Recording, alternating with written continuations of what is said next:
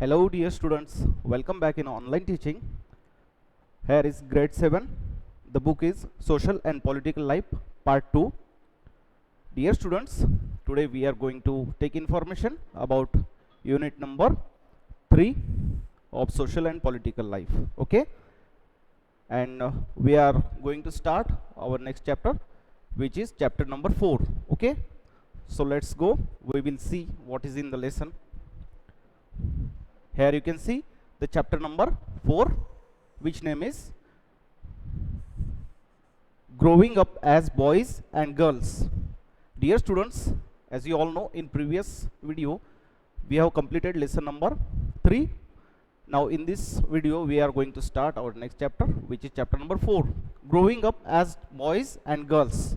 यानी कि growing यानी कि बढ़ना, as boys and girls यानी कि बॉयज़ एंड गर्ल्स के तौर पर बढ़ना. यानी कि हम समाज में देखते हैं, सोसाइटी में देखते हैं कि बॉयज़ और गर्ल्स ये दोनों क्या है, साथ में पलते हैं, साथ में बढ़ते हैं, हर घर में हम देखते हैं.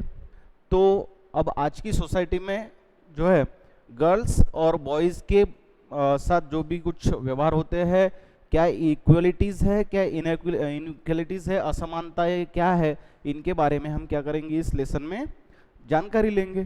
Okay, so let's move to first line. Being a boy और girl is an important part of one's identity. एक लड़का होना या फिर लड़की होना, बॉय और गर्ल, एक लड़का होना या फिर लड़की होना क्या होती है, खुद की एक आइडेंटिटी होती है, खुद की क्या होती है, वो पहचान होती है. The society we grow up in teaches us what kind of behavior is acceptable for girls and boys, what boys and girls can or cannot do. जिस सोसाइटी में हम रहते हैं, society we grow up in teaches us what kind of behavior. अब जिस society में, जिस समाज में हमारा जन्म होता है, जिस परिवार में हमारा जन्म होता है, उस परिवार के रूल्स और रेगुलेशंस, उस सोसाइटी के रूल्स और रेगुलेशंस के हिसाब से हमें क्या करना पड़ता है, अपना जो बिहेवियर होता है वो रखना पड़ता है.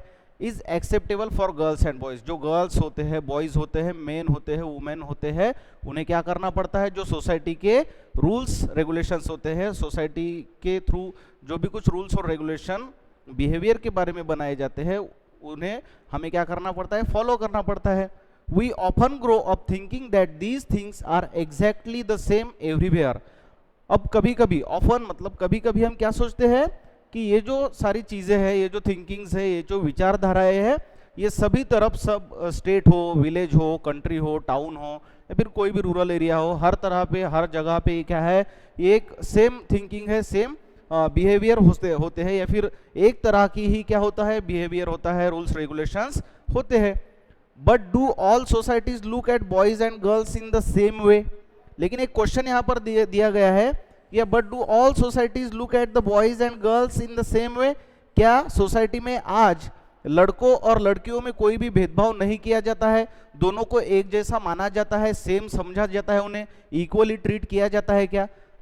आप लोग देख सकते हो कि जो रूरल एरियाज होते हैं, विलेजेस होते हैं, आज भी वहाँ पर जो है जो गर्ल्स की जो एजुकेशन होती है, एजुकेशन को उनको क्या एजुकेशन नहीं लिए देना जाता है, या फिर उनको स्कूल नहीं भेजा जाता है. घर के जो भी कुछ डोमेस्टिक वर्क होते हैं ज़्यादातर लड़कियों को बोले जाते हैं, उनके द्वारा वो डोमेस्टिक वर्क्स करवाए जाते हैं, और लड़कों को ज़्यादा थोड़ा सा इम्पोर्टेंस आज भी दिया जाता है. यानी कि जो इक्वेलिटी होती है, जो समान धोरण होता है, यानी कि बॉयज़ और गर्ल्स को एक समान रखना, वो जो कैंपेन है वो थोड़ा सा उसमें हमें इनइक्वालिटी दिखाई देती है, असमान धोरण उसमें हमें दिखाई दिया जाता है.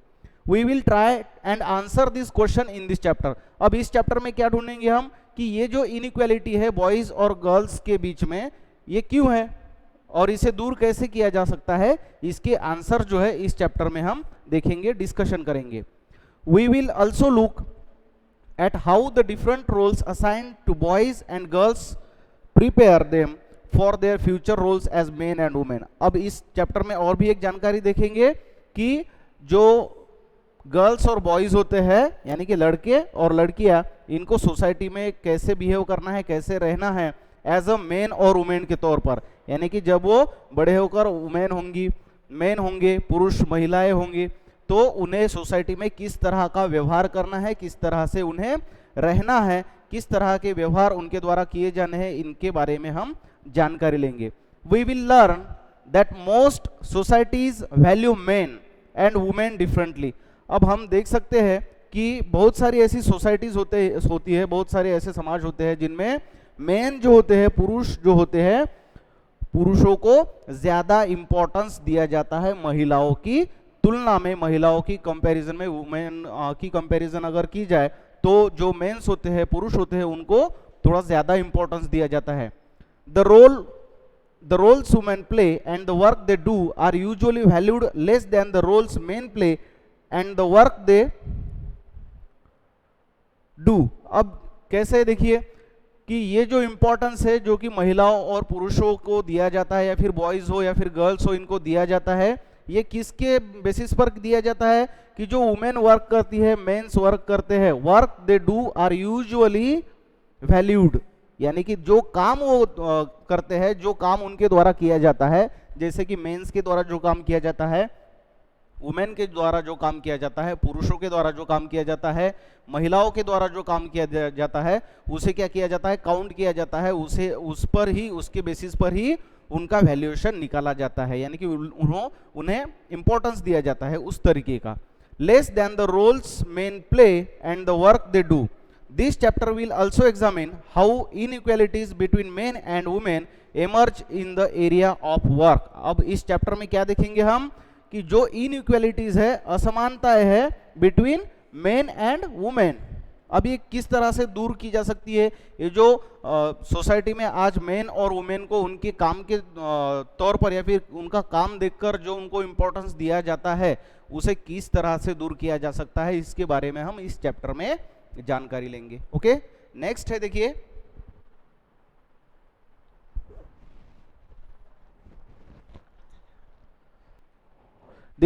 देखते हैं हम किस तरह से जो बॉयज होते हैं, जो गर्ल्स होती है, मेन एंड वुमेन में इक्वेलिटी इनइक्वालिटी दिखाई जाती है। अब यहाँ पर एक एग्जांपल दिया है, growing up in Samoa in the 1920s। अब ये समोआ क्या है, देखिए समोआ ये एक आइलैंड का नाम है, ठीक है, जो द्वीप समूह होता है उसका नाम है समोआ, एक आइलैंड है। 1920s की ये स्टोरी है, देखिए कहाँ की है, 1920s। The Samoa island are part of large group of small islands in the southern part of Pacific Ocean. Pacific Ocean का जो साउथर्न पार्ट है, वहां पर एक आइलैंड है जिसका नाम है समोआ, और वहां पर एक छोटे छोटे जो large groups of small islands, large group यानी बहुत सारे, और स्मॉल आइलैंड्स मतलब बहुत सारे आइलैंड्स वहां पर स्थित है, हमें देखने के लिए मिलते हैं। In 1920s, according to the research reports on Samoa society, children did not go to school. 1920 सन 1920 में एक सर्वे हुआ, एक रिपोर्ट रिसर्च हुई, वहां पर क्या रिपोर्ट्स आए कि समोआ जो आइलैंड है, वहां पर की जो सोसाइटी है, वहां पर के जो लोग हैं, उनके जो बच्चे हैं, childrens do not go to school, वो कहां पर नहीं जाते थे, स्कूल में नहीं जाते थे। They learnt many things such as how to take care of children or do household work from older children and from adults। वो क्या काम करते थे, स्कूल जाने की वजह वो क्या काम कर सकते थे, क्या करते थे वो, अब हाउस होल्ड की जो काम होते हैं, जो घर के कुछ काम वगैरह होते हैं वो करते थे, और वो जो अपने घर के एडल्ट्स रहते थे, उनसे बड़े जो रहते थे, उनसे वो काम सीखते थे, और घर के जो भी कुछ काम हो या फिर खेती के काम हो वो उनमें हाथ बटाते थे। यानी कि स्कूल जाने की वजह वो घर के कामों में इंटरेस्टेड रहते थे, घर के काम करते थे। Fishing was a very important activity on the island, और उस आइलैंड पे फिशिंग जो था उनका एक ऑक्यूपेशन था, वहां पर वो जोरों से वो काम करते थे। Young people therefore learn to undertake long fishing expeditions. अब एक्सपेडिशंस का मतलब होता है कैंपेन, यानी कि जो फिशिंग कैंपेनिंग होता है, फिशिंग के काम होते हैं, वो भी वहां पर यंग पीपल्स के द्वारा, यानी कि जो बच्चे रहते थे, उनके फैमिली के जो मेंबर्स रहते थे, मम्मी पापा हो, फादर मदर हो, वो भी उनके साथ वो काम करते थे। But they learn this things at different points in their childhood. और ये जो चीजें हैं उनके चाइल्डहुड में, यानी कि उनका जो बचपन है, उस बचपन में वो सीखते थे। As soon as babies could walk, their mothers और other adult no longer looked after them. अब वहां पर जो बेबीज रहते थे, उनकी फैमिलीज में जो भी कुछ छोटे बच्चे रहते थे, बेबीज का मतलब क्या होता है, छोटे बच्चे। As soon as babies could walk, अब जब वो चलने फिरने लायक होते थे, यानी कि छोटे बच्चे जब जन्मते हैं तो वो डायरेक्टली नहीं चल सकते, हमें पता है, तो जब वो चलने की कोशिश करते थे या फिर चल सकते थे, their mothers or the adults no longer looked after them. अब जब वो छोटे छोटे बच्चे चलने लगते थे तो उनके जो मम्मी पापा रहते थे, फादर मदर रहते थे, वो क्या करते थे, उनको घर पे ही रखते थे। और उनका ध्यान कौन रखता था फिर? Older children often as young as 5 years old took over this responsibility. अब जो घर के जो 4 साल के 5 साल के जो ओल्डर चिल्ड्रंस रहते थे, 4-5 साल के जो बच्चे रहते थे, ये बच्चे क्या करते थे, छोटे बच्चों को घर पर संभालते थे, यानी कि वो स्कूल में नहीं जाते थे, एजुकेशन की कोई भी फैसिलिटीज वो गेन नहीं करते थे। Both boys and girls looked after their younger siblings. अब सिबलिंग्स का मतलब होता है अपने जो घर में ब्रदर्स सिस्टर्स होते हैं वो। तो जो बॉयज और गर्ल्स थे, ये जो समोआ आइलैंड है वहां पर जो सोसाइटीज रहती थी, वहाँ के जो बॉयज एंड गर्ल्स थे वो छोटे छोटे बच्चों को संभालना, घर के डोमेस्टिक वर्क करना, यानी घर में अपने माता पिता को कामों में क्या करना, हेल्प करना, फिर फिशिंग करना, ये सारे काम वो करते थे। और स्कूल जो है, स्कूल नहीं जाते थे, एजुकेशन नहीं ले पाते थे। But by the time as a boy was about 9 years old, he joined the older boys in learning outdoor jobs like fishing and planting.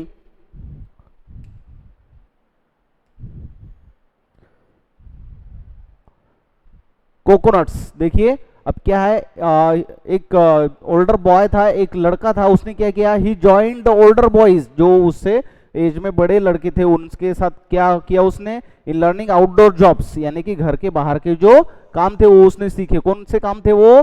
Fishing, planting coconuts, यानी कि फिशिंग जो थे ये इस तरह के काम। उसके बाद जो प्लांटिंग कोकोनट्स, यानी कि कोकोनट्स के जो प्लांट है उनको प्लांट्स उनको लगाना या फिर प्लांट उनको उनकी देखभाल करना, ऐसे काम वो करने लगा।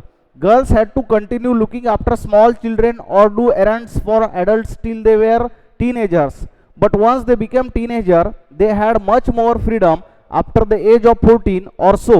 Girls also went on fishing trips, worked in the plantation, learned how to weave baskets. देखिए अब जो लड़कियां थी वो भी लड़कों की तरह ही क्या करती थी, घर के कामों में, यानी कि डोमेस्टिक जो वर्क्स रहते थे वो वर्क करती थी।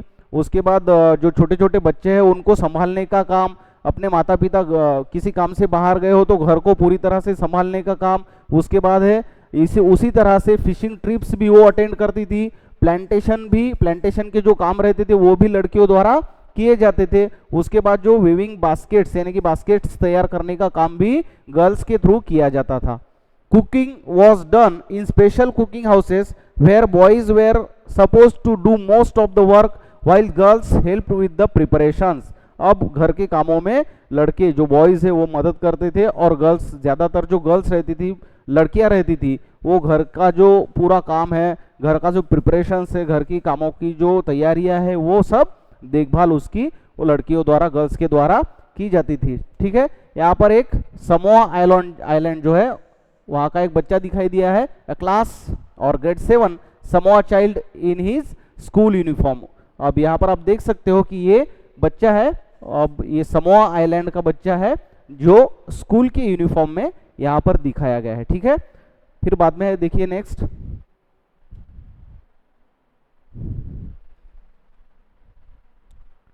देखिए क्या है नेक्स्ट, यहाँ पर क्वेश्चन दिया गया है, in what ways do the experiences of Samoa children and teenagers differ from your own experiences of growing up, is there anything in this experience that you wish was part of your growing up. ठीक है, इस question को आपको अच्छे तरीके से read करना है और उसका आंसर ढूंढने की कोशिश करनी है। ओके, नेक्स्ट है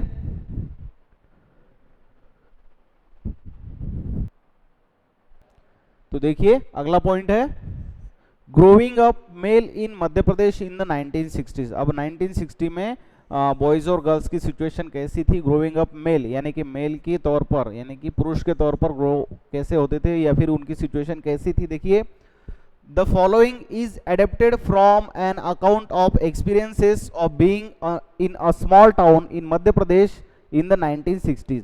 अब यहाँ पर एक एग्जाम्पल दिया गया है, वो कब का है, 1960 का है, जो कि मध्य प्रदेश का है। ठीक है, स्मॉल टाउन जो है मध्य प्रदेश में एक, वहाँ का एक एग्जाम्पल यहाँ पर लिया गया है, उसके बारे में हम जानकारी देखेंगे। ओके, तो यहाँ पर एक पिक्चर देख सकते हो आप।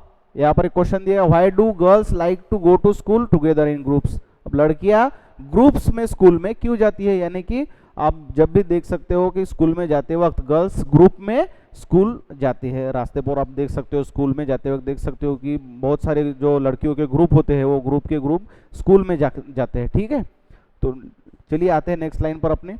फ्रॉम क्लास 6 ऑनवर्ड्स, और क्या दिया है, फ्रॉम क्लास 6 ऑनवर्ड्स, क्लास 6 के ऑनवर्ड्स बाद में boys and girls went to separate schools. वहां पर क्या था, मध्य प्रदेश में बॉयज की स्कूल अलग थी, गर्ल्स की स्कूल जो है वो अलग थी, यानी कि बॉयज की पाठशाला अलग थी, गर्ल्स की पाठशाला अलग थी। सेपरेट यानी कि गर्ल्स की स्कूल अगर रही तो उसमें पूरी की पूरी गर्ल्स ही रहती थी, बॉयज के स्कूल में पूरे बॉयज ही रहते थे।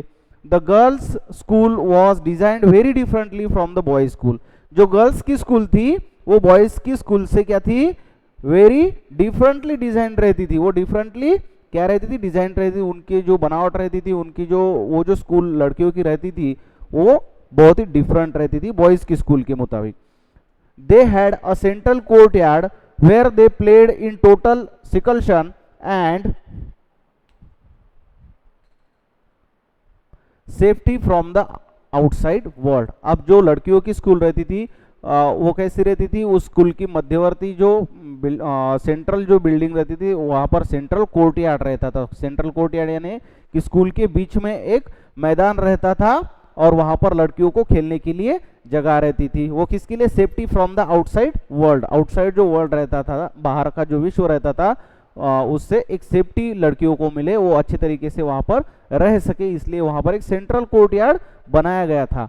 The boys' school had no such court yard and our playground was just a big space attached to the school. अब बॉयज का जो स्कूल होता है उनको ना तो कोर्ट यार्ड रहता है, ना तो कोर्ट यार्ड था, या फिर ना तो कोई प्लेग्राउंड रहता, was just a space attached to the school. Boys की स्कूल को लड़कियों की स्कूल में जैसे सेंट्रल कोर्ट यार्ड था उस तरीके का कोई भी सेंट्रल कोर्ट यार्ड नहीं था, या फिर प्लेग्राउंड यानी कि खेलने के लिए मैदान की जगह भी बॉयज को नहीं थी। सिर्फ स्कूल को अटैच एक थोड़ी सी जगह थी जहां पर बच्चे क्या करते थे, खेलते थे, बॉयज खेलते थे। Every evening once school was over.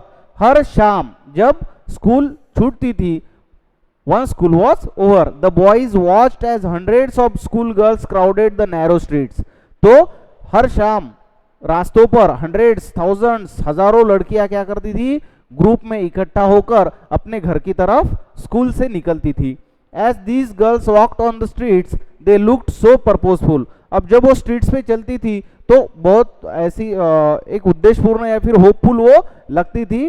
वो क्या रहते थे, वो ग्रुप करके अपने अपने घरों पर निकलती थी। This was unlike the boys who used the street as place to stand around idling, to play, to try out tricks with their bicycles. अब लड़कियां क्या करती थी, स्कूल छूटने के बाद सीधा स्ट्रेट घर पे जाती थी, जो ग्रुप से उनके जो फ्रेंड्स रहती थी उनके साथ वो घर पर जाती थी।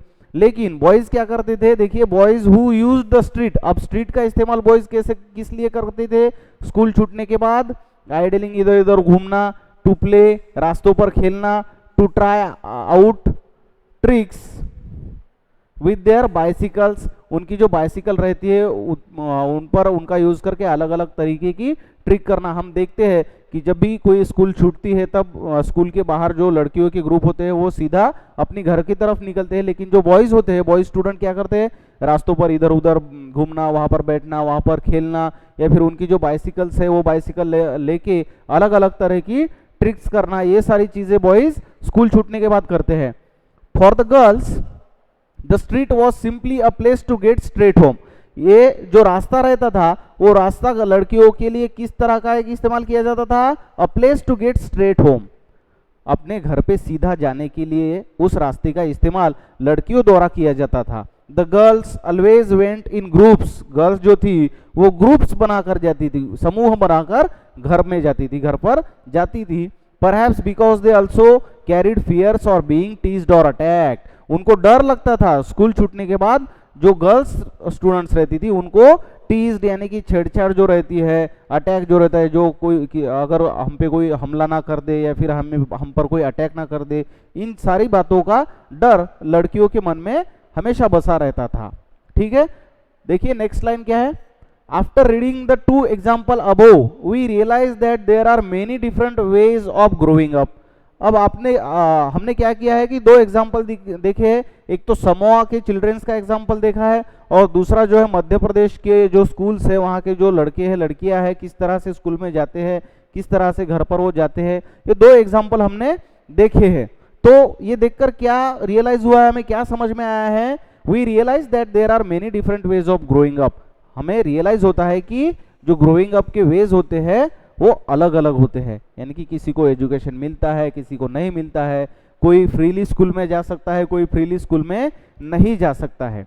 Often we think that there is only one way in which children go up, this is because we are most familiar with our own experiences. अब देखिए क्या है, ऑफन वी थिंक, हम कभी कभी सोचते हैं that there is only one way in which children grow up. अब हम क्या सोचते हैं कि एक ही रास्ता होता है, एक ही सिस्टम होता है जिसमें चिल्ड्रंस ग्रो अप होते हैं, बड़े होते हैं। This is because we are most familiar with our experiences.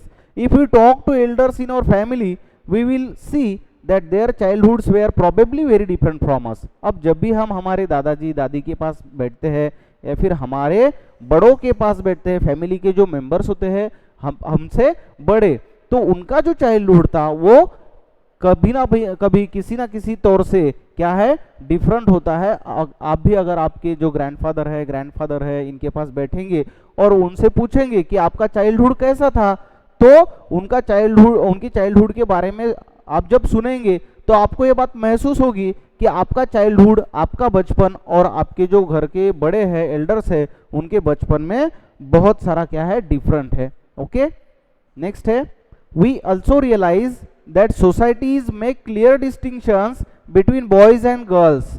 अब एक बात का रियलाइजेशन होता है हमें, कौन सी, कि सोसाइटीज जो है उन्होंने डिस्टिंक्शन किया है, क्या कैसा भेद किया है, बॉयज एंड गर्ल्स का एक डिवाइडेशन, हम डिवीजन जो बोलते हैं वो किया है।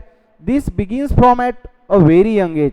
अब ये जो डिस्टिंक्शन है ये बहुत कम उम्र से क्या किया जाता है, शुरुआत की जाती है।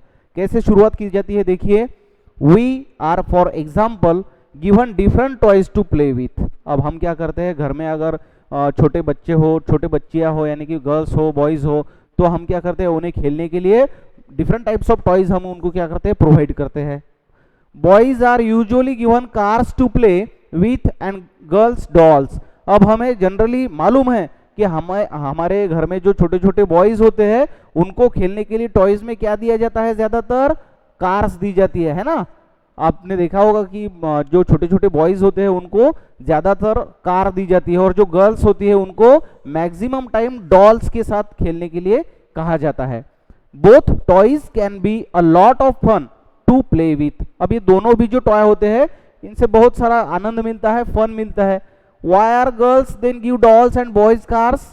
लेकिन क्या आपने कभी सोचा है कि गर्ल्स को हमेशा ही डॉल्स क्यों दी जाती है और बॉयज को कार्स ही क्यों दी जाती है खेलने के लिए? इस बात के बारे में आपने कभी सोचा है? Toys become a way of telling children that they will have different futures when they become main and women. अब ये जो टॉयज होते हैं एक प्रकार का क्या होता है, साइन होता है कि फ्यूचर में उनको क्या मिलने वाला है या फिर फ्यूचर उनका क्या है, भविष्य में उनको क्या करना है। विल हैव डिफरेंट फ्यूचर्स, अलग अलग तरीके के फ्यूचर्स है। बिकम मेन यानी कि जब वो पुरुष कहलाएंगे, मेन होंगे एंड वुमेन होंगे, तो उनका जो फ्यूचर है वो अलग अलग होगा। वो एक साइन होता है कि आगे चलकर लड़कों को क्या चलाना है, ड्राइव करना है, कार ड्राइव करनी है। आगे चलकर लड़कियों को क्या करना है, अलग अलग प्रकार के जो वर्क होते हैं, डोमेस्टिक वर्क होते हैं, वो करने हैं। If we think about it, अगर हम इसके बारे में सोचेंगे, this difference is created in the smallest and most everyday things. अब ये जो डिफरेंस होता है ये एवरीडे यानी कि जो रोजमर्रा की जो जिंदगी है, हमारी रोजमर्रा की जो लाइफ है, इसी में हम ये सब जो छोटे छोटे डिफरेंट है, छोटे छोटे जो डिस्टिंक्शंस है वो हम देख सकते हैं। जैसा कि घर में हम देखते हैं कि लड़कियों को, लड़कों को टॉयज दिए जाते हैं। कभी कभी क्या होता है कि जो गर्ल्स होती है उनको टॉयज नहीं मिल पाते हैं, तो ज्यादातर टॉयज किसे दिए जाते हैं, बॉयज को दिए जाते हैं। गर्ल्स को समझाया जाता है कि तुम्हें नेक्स्ट टाइम हम टॉयज देंगे। तो ये थोड़ा सा डिस्टिंक्शन, ये थोड़ा सा डिफरेंस हमें देखने के लिए मिलता है ना। How girls must dress, what games boys should play, how girls need to talk softly और boys need to be tough. अब क्या क्या सिखाया जाता है कि लड़कियों को कपड़े कौन से पहनने हैं, what games boys should play, लड़कों को कौन से खेल खेलने चाहिए, how girls need to talk softly, girls को एकदम सॉफ्टली बोलना चाहिए, boys need to be tough, boys को कैसा होना चाहिए, एकदम स्ट्रांग होना चाहिए, टफ होना चाहिए, उसके वहां पर ही गर्ल्स को कैसा होना चाहिए, एकदम सॉफ्ट होना चाहिए। All these are ways of telling children that they have specific roles. और ये जो बातें होती है ये बातें बच्चों को बताते हैं कि आपका क्या है, एक स्पेसिफिक रोल है, to play when they grow up to be men and women. जब वो मेन एंड वुमेन होंगे, पुरुष और महिलाएं कहलाएंगे, तब आपको ये सब चीजें करनी है कि किस तरह के वस्त्र आपको पहनने हैं, किस तरह की ड्रेसिंग करनी है, कौन से खेल खेलने हैं, आपको सॉफ्ट रहना है, टफ रहना है, स्ट्रांग रहना है। ये सारी चीजें उनको चाइल्डहुड में ही सिखाई जाती है, उनकी हैबिट उनको लगाई जाती है।